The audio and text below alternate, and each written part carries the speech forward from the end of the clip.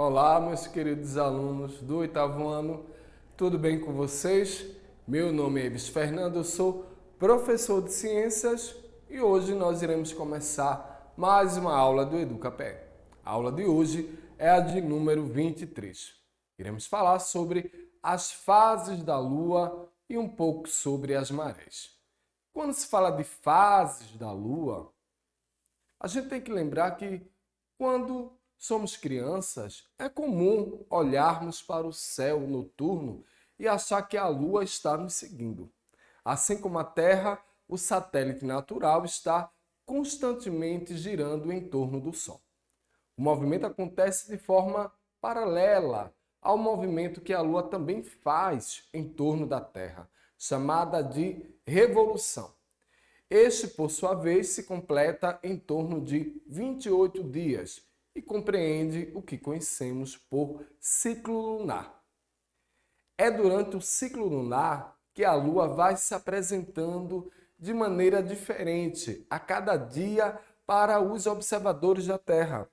As chamadas fases da Lua se comportam de mais formas do que as 4 tradicionais que aprendemos. Isso acontece porque a Lua não tem iluminação própria.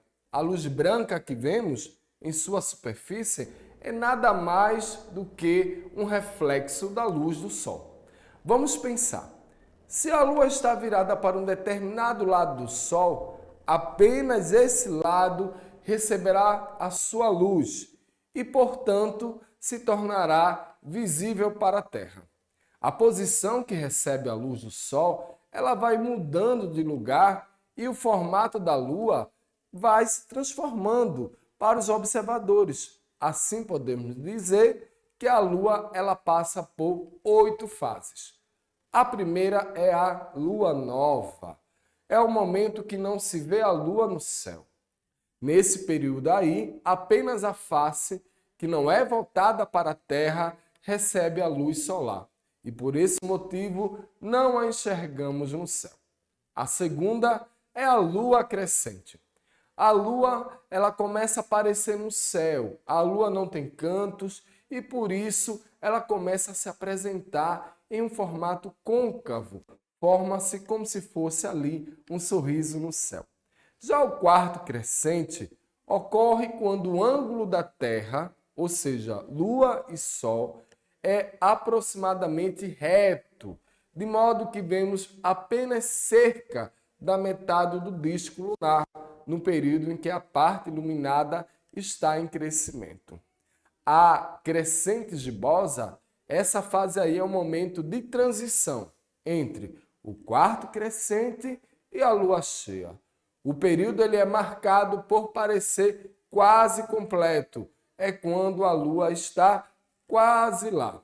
Já a lua cheia é o grande momento da lua. É a fase chamada de lua cheia. Durante esse período de ciclo, toda a face da lua voltada para a Terra, ela está iluminada pela luz do sol e por isso enxergamos de forma completa. E agora a minguante gibosa, essa fase aí de transição de lua cheia para lua minguante, é conhecido como minguante gibosa. Nesse momento, a lua ela começa a diminuir ou minguar. O seu movimento de órbita faz com que a face virada para a Terra passe a ser cada dia menos iluminada pelo Sol. Já o quarto minguante, quando se fala de quarto minguante, a Lua fica novamente pela metade, desta vez no sentido contrário ao quarto crescente, é claro. Mais uma vez, o formato se dá pelo posicionamento de 90 graus com a Terra. É como se houvesse ali uma simetria e a Lua estivesse fazendo o caminho de volta de onde começou. E a lua minguante é justamente na última fase.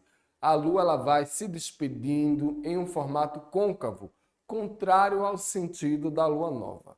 Durante o período, o satélite natural ele vai desaparecendo até chegar à lua nova mais uma vez, quando a sua face virada para a Terra não é iluminada pelo sol.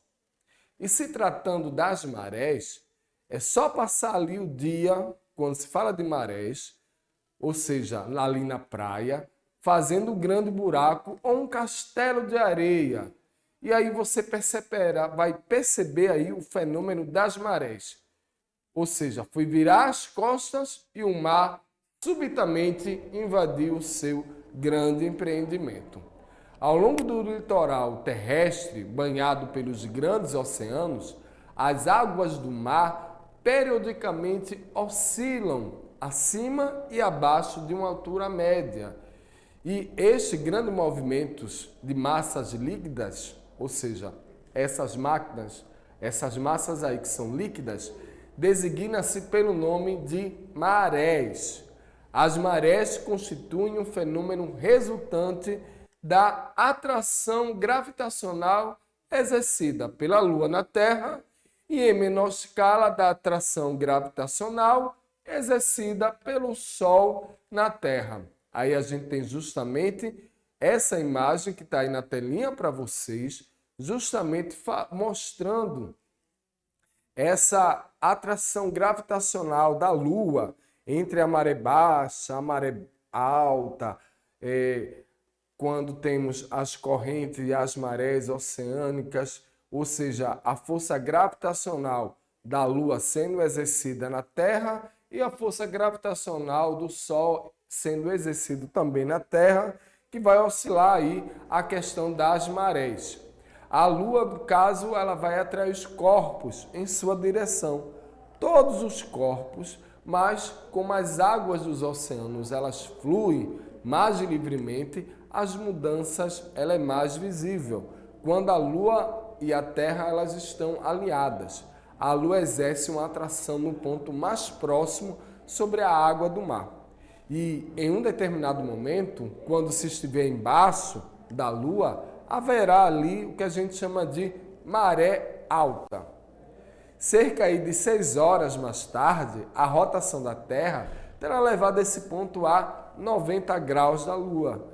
E ele terá, no caso, a maré baixa. A gente tem justamente aí essa imagem para que vocês possam observar essa questão da maré baixa e também da maré alta. Dali a mais 6 horas e 12 minutos, o mesmo ponto estará a 180 graus da Lua e terá maré alta novamente. Como a Terra segue girando, a rotação faz com que o mesmo ponto passe pela maré alta e pela baixa, em ciclos de 12 horas e 25 minutos aproximadamente. Também a força gravitacional do Sol interfere nas marés, apesar de menos intensamente. Quando a Lua está cheia ou nova, essa força está na mesma direção da atração lunar. Isso torna as marés mais altas. Do mesmo jeito, nas fases minguantes e crescentes, parte da força gravitacional da Lua é anulada. Assim, as marés baixas são menos baixas. E ainda aí em relação às marés, bora falar do fluxo. O que é o fluxo das marés? O fluxo é um movimento ascensional das águas do mar no intervalo de menor a maior maré. Já o refluxo é um movimento inverso ao fluxo. A gente tem também o pré-mar e a baixa-mar. E o que é o pré-mar? Ou seja, a maré alta é a maior altura atingida pelas águas do mar num período de 24 horas. Já a baixa-mar, ou maré baixa, é a mínima altura alcançada pela massa líquida, também num período de 24 horas. Temos amplitude e também a maré total.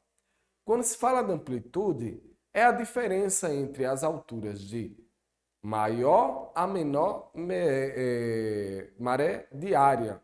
Já a maré total, como em duas pré-mares consecutivas, as alturas das marés elas são as mesmas. A maré total é a média da elevação das águas de duas pré-mares consecutivas.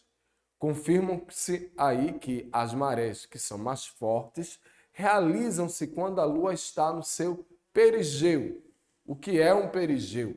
É quando a Lua está mais próxima da Terra. E quando a Lua está mais próxima da Terra, a maré ela vai ficar mais alta. E as mais fracas é quando ela se encontra no seu apogeu. Isso quer dizer que a Lua ela está mais distante da Terra, ou seja, menos próxima da Terra. Bom, hoje eu falei um pouco sobre as fases da Lua e também sobre essa influência que as fases da Lua têm sobre as marés. Eu vou ficando por aqui e a gente se encontra na próxima aula do EducaPE.